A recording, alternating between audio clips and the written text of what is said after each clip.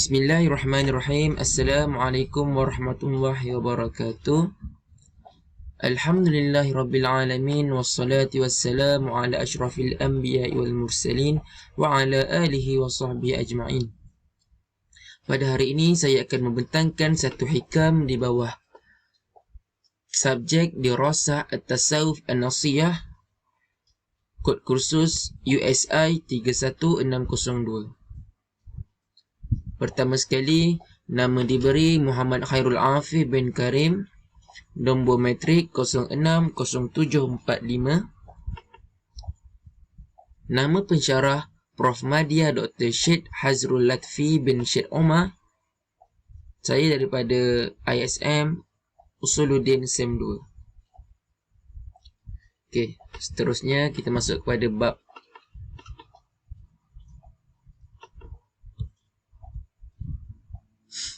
Okey. Tajuk hikam 1 ialah tanda bergantung kepada amal. Min alamatil i'timadi 'alal amal nuqsanur rijai indi wujuduz zalalah. Yang bermaksud di antara tanda kebergantungan hati kepada amalan soleh ialah kurangnya berharap ketika melakukan kesilapan.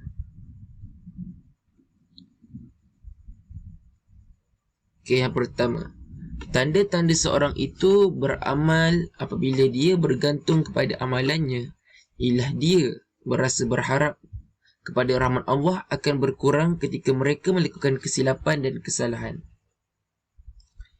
Okey, contohnya ketika kita dihiasi dengan amal soleh, amal kebajikan, serta bebas daripada sesuatu kesalahan, perasaan berharap kita kepada rahmat Allah akan menjadi lebih kuat dan berat. Okey, contohnya saya boleh bagi. Kita buat ibadah solat, ibadah puasa sunat, berzikir. Tetapi pada satu hari tu tiba-tiba kita buat satu kesalahan. Tiba-tiba kita rasa berharap kepada Allah tu berkurang. Maknanya kita ni bergantung kepada amal soleh semata-mata. Bila kita tidak bergantung semata-mata kepada amal soleh,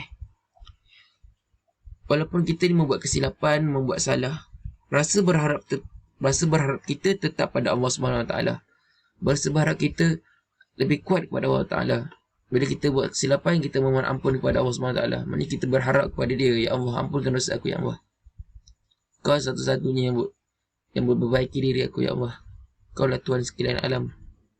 Okey, poin yang kedua. Seterusnya, kata-kata ini sebenarnya hanya sesuai kepada golongan arifin yang mata hati mereka dapat menyaksikan bahawa amal soleh semuanya datang daripada pengurus, iaitu Allah SWT. Golongan arif ini ialah golongan yang pengarang kata mata hati mereka dapat menyaksikan bahawa amal soleh, amal-amal mereka, amal-amal solat mereka, amal-amal setiap hari mereka tu semuanya datang daripada Allah, bukan daripada diri mereka. Sebab apa? Sebab dia mengikut satu firman, seperti mana firman Allah di dalam Al-Quran dalam surah As-Saffat ayat 96 yang berbunyi, wallahu khalaqakum wa ma ta'malun, yang bermaksud padahal Allah lah yang menciptakan kamu dan apa yang kamu perbuat itu. Mana dalam firman Allah ni kita secara jelas kita tengok yang Allah berfirman, Allah lah yang ciptakan apa yang Allah menciptakan kita, dan apa yang kita buat Allah pun cipta. Maknanya kita ni secara jelas perbuatan kita ni adalah daripada perbuatan Allah. Okey, seterusnya, rasa berharap mereka tidak menjadi bertambah kuat kerana amal soleh mereka yang lakukan. Ini yang dalam ayat ni ditunjuk bila golongan ni, bila amal soleh, patutnya amal soleh kita bila makin soleh, makin kita bertambah kuat. Tetapi mereka ni melihat bahawasanya amal soleh itu datang daripada mereka sendiri. Mereka berfikir yang solat, amal-amal ibadat mereka tu sebenarnya datang daripada Allah. Tetapi bahawasanya amal mereka itu datang daripada mereka sendiri. Jika mereka tidak beramal, maka tak adalah amal tu. Bukannya Allah yang menggerakkan mereka untuk buat amal tu. Okey, seterusnya ialah ini juga disebabkan mereka ini tenggelamnya mereka di dalam lautan redha kepada ketuhanan Allah SWT. Mereka ni telah hanyut di dalam keredaan Allah, di dalam ketentuan Allah. Mereka percaya yang semua perkara yang berlaku, amal soleh mereka, amal ibadat mereka adalah semata-mata ketentuan Allah SWT. Okay, seterusnya redha. Okey, yang pertama ialah redha pada al-qada, iaitu redha kepada ketentuan Allah SWT. Okey, redha ini ialah hukumnya ialah wajib ke atas semua mukallaf, setiap mukallaf. Okay, yang kedua ialah apabila redha kepada usaha dan ikhtiar makhluk. Okey, hukumnya pula adalah sesuatu yang tercela. Maksudnya kita ni redha kepada usaha sahaja, redha kepada ikhtiar makhluk. Maksudnya kita ni hukumnya ada satu yang tercela. Sebab baik benda kita perlu redha kepada Allah. Kita percaya yang Allah tu adalah doa-doa kepada dia, ketentuan kepada Allah SWT. InsyaAllah Allah akan menentukan benda yang baik bila kita redha kepada dia. Kita mengharapkan redha kepada Allah SWT. Okay, seterusnya. Okey, pengarang di dalam kitab ni, pengarang ada mengatakan satu golongan, iaitu golongan salik. Golongan ini yang mereka merasa gembira dengan amal soleh dan memberatkan rasa bimbang yang membawa rasa kurang harapan ketika melakukan silapan. Okay, mereka bila mereka buat amal soleh, mereka gembira. Mereka rasa bimbang sangat bila mereka buat kesilapan. Bila sekali mereka buat kesilapan, harapan mereka akan kurang ketika melakukan kesilapan. Sebenar-benarnya apabila kita melakukan kesilapan, kita perlu bertaubat kepada Allah. Kita perlu mengharap kepada Allah. Sebenarnya Allah lah tempat kita berharap.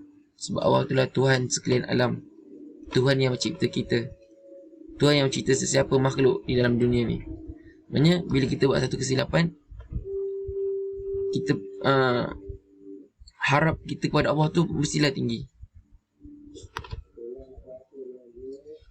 Okay, bila kita melakukan satu kesilapan, okey, seterusnya ialah pembahagian amal.